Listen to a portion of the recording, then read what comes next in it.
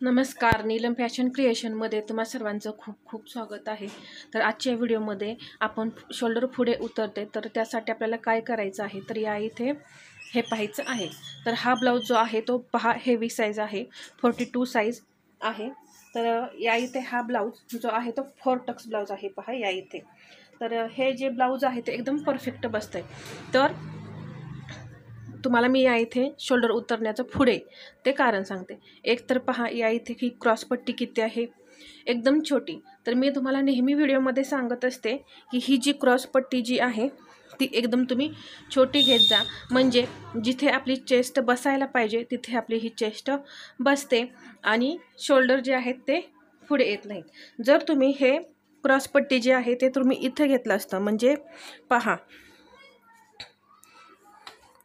3.5 आणि 2.5ची जर तुम्ही क्रॉसपट्टी काढली असती, म्हणजे पहा आपण 2.5मध्ये आणि अर्धा इंच मिक्स करतो, तर इथे 3 इंचावरती आलं असतं। तर इथे क्रॉसपट्टी आली असती पहा या इथे। तर काय झालं असतं, इथे चेस्टमध्ये ब्लाऊज व्यवस्थित बसण्यासाठी हे जो भाग आहे इथे क्रॉसपट्टीचा हा जो भाग आहे तो असा इथे खाली आला असता आणि हे जे शोल्डर आहेत ते मग आपोआपच असे पुढे येतात पहा। तर त्यासाठी आपल्याला काय करायचं आहे, ही जी क्रॉसपट्टी जी आहे ती छोटी घ्यायची आहे। आणि या इथे जेव्हा ब्लाऊज आपल्याला मापाला येतो त्यावेळेस काय करायचं आहे, इथून पहा हे किती आहे 13.5 इंच। तर त्यामध्ये आपल्याला इथे अर्धा इंच शिलाई मार्जिन आणि वरती अर्धा इंच शिलाई मार्जिन असं 1 इंच मिक्स करायचं आहे। हे जास्त होत असेल तर तुम्ही पाऊण इंच मिक्स करा। तर आता या इथे ही जी क्रॉसपट्टी आहे 13.5 इंच आहे, म्हणजे क्रॉसपट्टीचं अंतर वरून शोल्डर पासून खाली। तर पाऊण इंच मी घेतलं तर 14.25 येते पहा।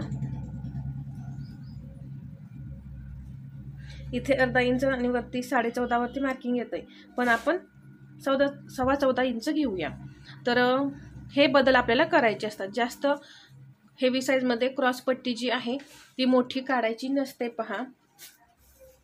जेव्हा एकदम छोटं माप असेल, म्हणजे 28, 30, तेव्हा तुम्ही क्रॉसपट्टी जी आहे ती मोठी काढली तरी चालते, कारण ही साईज लहान आहे त्यामुळे एकदम परफेक्ट असं ब्लाऊज बसतं। तर हेवी साईजमध्ये हा बदल करायचा असतो। आणि एक म्हणजे पहा, आता या इथे शोल्डर म्हणाल तर हा ब्लाऊज जो आहे तो एकदम असा व्यवस्थित करून घ्यायचा आहे पहा। आता या इथे मी हा ब्लाऊज जो आहे तो या पद्धतीने ठेवून घेतला।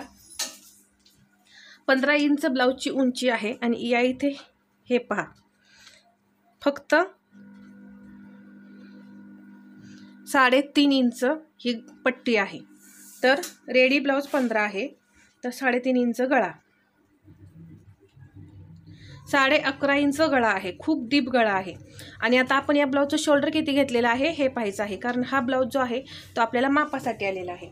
तर या इथे मी हे जे ब्लाऊज आहे ते असं अगदी व्यवस्थित केलं पहा। आता मी याचं शोल्डर मोजणार आहे।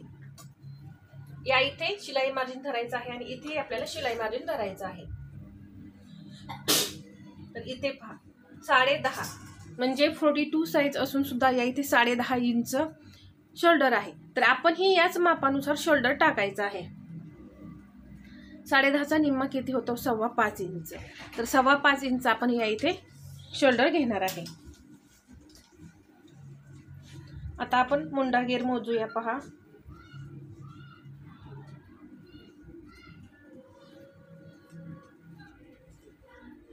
साडे 9 इंच जवळपास आपला मुंडा घेर जो आहे तो आलेला आहे। तर तुम्ही या पद्धतीने सुद्धा मोजू शकता पहा, थोडंसं खेचून, म्हणजे परत आपल्याला ब्लाऊजमध्ये काहीही प्रॉब्लेम यायला नको। इथे पहा असा 9 इंच आला आणि आपण असा राऊंड मध्ये जेव्हा मोजला तेव्हा 9.5 इंच आलेला आहे। तर 9.5 इंच या इथे आपण मुंडा घेर घ्यायचा आहे। तर यानुसार आपण आता कटिंग करूया। आता या इथे पहा ब्लाऊजची उंची आहे 15 इंच, तर आपण 1 इंच मिक्स करून 16 इंचावरती ब्लाऊजची उंची घेऊया।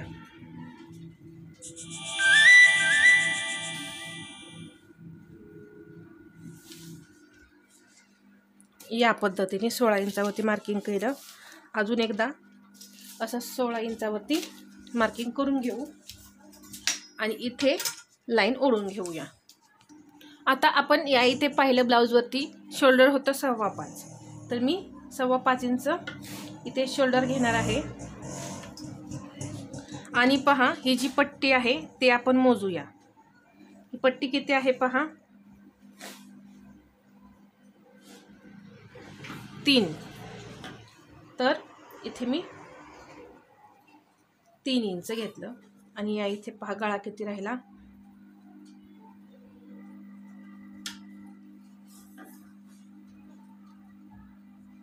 इथे 5.25, इथे 3, इथे या इथे 3 इंच येत आहे. गळा राहिला 2.25 इंच. तर इथे आपल्याला 0.5 इंच शिलाई मार्जिन लागणार आहे.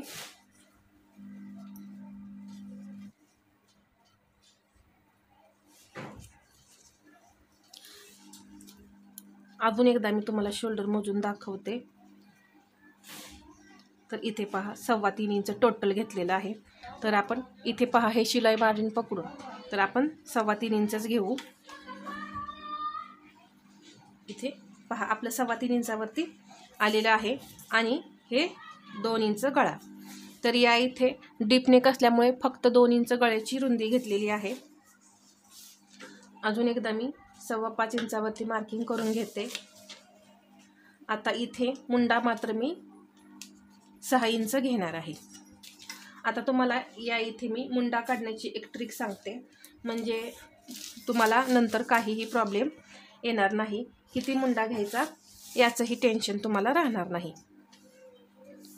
तर चौथा भाग 10.5 आणि त्याच्या पुढे 1.5 इंच शिलाई मार्जिन. आता आपण कंबर मोजून घेऊ आणि मग मी तुम्हाला सांगते आपला मुंडा बरोबर आहे का नाही.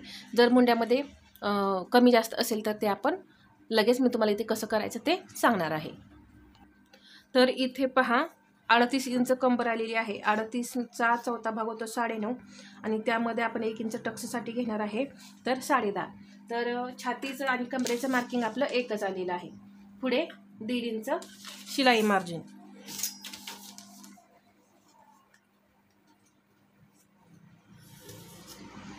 असे हे पॉइंट आपल्याला जोडायचे आहेत. आता हा मुंडा बरोबर आहे की नाही हे मुंडाला आपण म्हणजे मुंड्याला आकार देण्याच्या आधी चेक करूया. तर जवळपास या इथे मी 5 इंचावरती टक्स देते. आपला इथे 1/2 इंच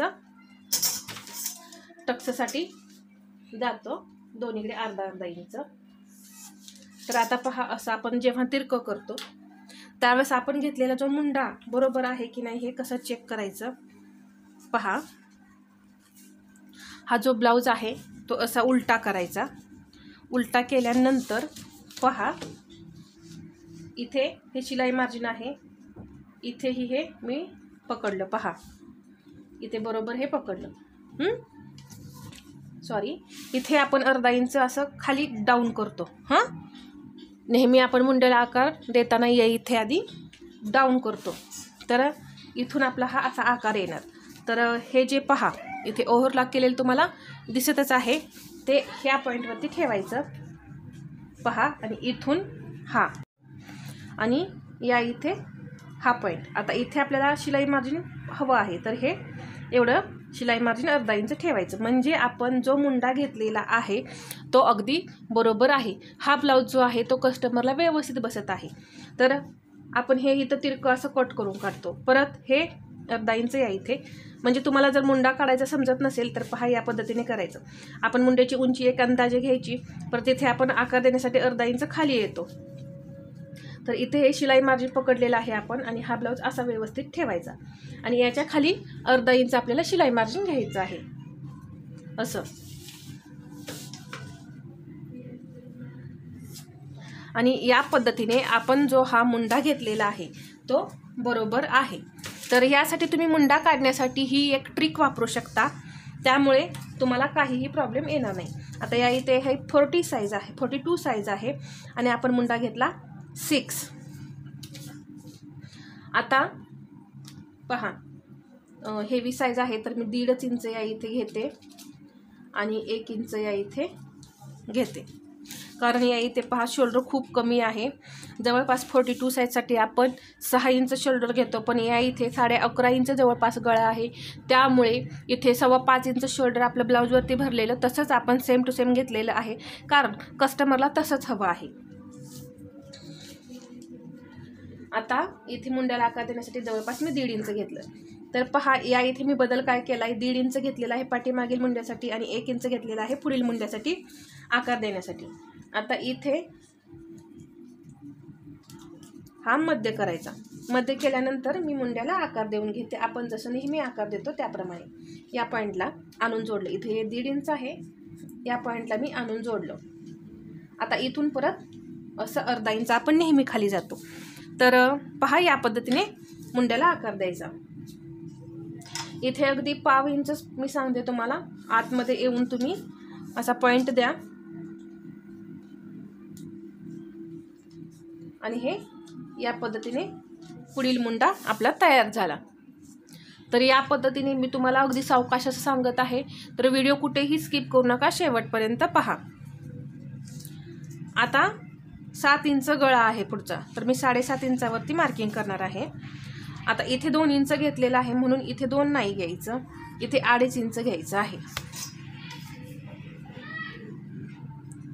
आणि इथे मी गळ्याला आकार देते. तर इथे आता गळ्याला आकार कसा द्यायचा पहा, असा बाहेरून आकार द्यायचा असा, जेणेकरून आपला जो गळा आहे तो पसरट तयार झाला पाहिजे, असा आखूड तयार झाला नाही पाहिजे. यासाठी पहा असा बाहेरून तुम्हाला आकार द्यायचा आहे. तुम्ही अजून जरी असा बाहेरून आकार दिला तरी चालेल. तर इथे पहा जो ब्लाऊज आहे इथे तुम्हाला दिसतच आहे, तर इथे पट्टी पहा एवढी, या इथे ही पट्टी जी आहे ती पहा किती आहे. तर आता आपलं महत्त्वाचं म्हणजे शोल्डर जे उतरतंय, तर आपलं आलेलं किती 14.25 इंच. तर पहा इथून हे जवळपास 2 इंच आहे. अजून आपण यामध्ये अर्धा इंच शिलाई मार्जिन मिक्स करणार. तर परत शिवून ही आपली 2 इंचच क्रॉसपट्टी तयार होणार आहे.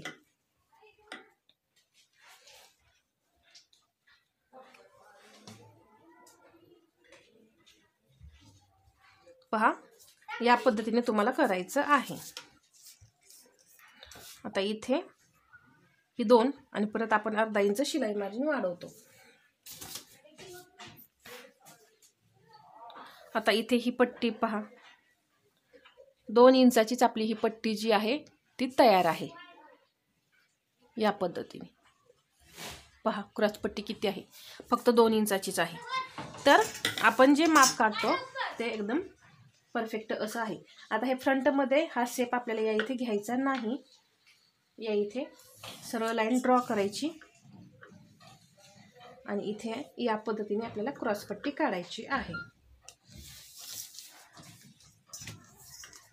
आणि इथे अर्धा इंच वरती जायचं, कारण आपण बॅकमध्ये इथे वरती जातो ना, तर त्यासाठी आपल्याला इथे अर्धा इंच या पद्धतीने वरती जाऊन असा आकार द्यायचा आहे क्रॉसपट्टीला, जेणेकरून एकदम परफेक्ट असा फोरटक्स जो आहे तो बसेल. आता या ब्लाऊजवरतीच मी चेक करणार आहे, पहा टक्स किती इंचावरती आहे.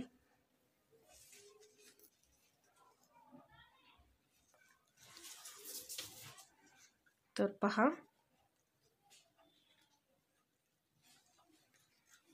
4.25 इंच. इथे परत आपण हुकलूक पट्टीसाठी वाढवणार आहे पहा.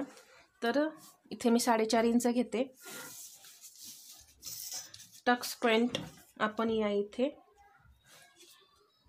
11 इंच घेऊ, त्याच्या खाली आपल्याला जवळपास अर्धा इंच जायचं आहे आणि या पद्धतीने टक्स द्यायचा आहे.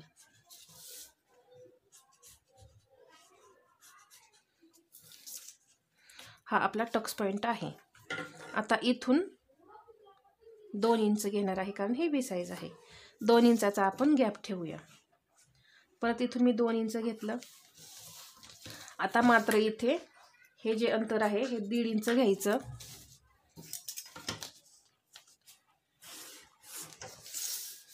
आणि या पद्धतीने हा जो भाग आहे क्रॉसपट्टीच्या वरचा तो आपल्याला परत इथे 1/2 इंचाने वाढवायचा असतो, हे लक्षात घ्या. म्हणजे तुम्हाला कोणताही भाग जो आहे तो कमी पडणार नाही.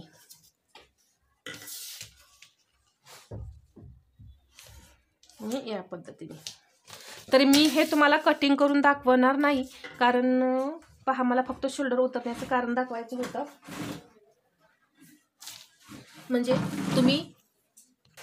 म्हणजे तुम्ही जी क्रॉसपट्टी जी आहे ती तुम्ही कशी घ्यायची, हे अंतर जे आहे ते कसं घ्यायचं हे मला फक्त दाखवायचं होतं. आता इथे तुम्ही 1.5 इंच जवळपास टक्स घेऊ शकता, पण आपण 1.25 इंच घेऊ म्हणजे पप एकदम छान येतो. 2.5 इंचाचा टक्स या 42 साईजसाठी भरपूर आहे. या इथे अशा पद्धतीने जर तुमचा हा भाग जो आहे हा वरचा तो एकदम परफेक्ट असा जागेवरती बसला तर तुमचे शोल्डर जे आहेत ते अजिबात उतरणार नाहीत. तर या इथे मी तुम्हाला हे 4 टक्सचं सांगितलं. कटोरी ब्लाऊजमध्ये तुम्ही असंच करू शकता किंवा 3 पीस प्रिन्सेसमध्ये सुद्धा तुम्ही याच पद्धतीने करायचे आहे. जेव्हा हेवी साईज येते त्यावेळेस ही जी क्रॉसपट्टी जी आहे ती कमी ठेवायची आहे. आता ही क्रॉसपट्टी जी आहे ती परत आपण लक्षात घ्या 1/2 इंचाने वाढवणार आहे. त्यामुळे एकदम हे परफेक्ट असं ब्लाऊज बसणार आहे. तर या इथे माझा सांगण्याचा उद्देश फक्त शोल्डर पुढे उतरणे हा होता. बाकीचं हे ड्राफ्टिंग आहे ते मी फक्त तुम्हाला समजावून सांगितलं. आता या इथे मी तुम्हाला मुंड्याची सुद्धा एक ट्रिक सांगितली आणि या इथे शोल्डर पुढे उतरतं हे सुद्धा सांगितलं आणि ब्लाऊजवरून माप घेऊन शोल्डर किती घ्यायचं हे सुद्धा आपण पाहिलं आणि त्यानुसार मुंडा किती घ्यायचा हे सुद्धा आपण पाहिलेलं आहे. तर हा व्हिडिओ आवडला असेल तर लाईक करा, शेअर करा आणि आपल्या चॅनलवरती नवीन असाल तर सबस्क्राईब करायला विसरू नका. धन्यवाद.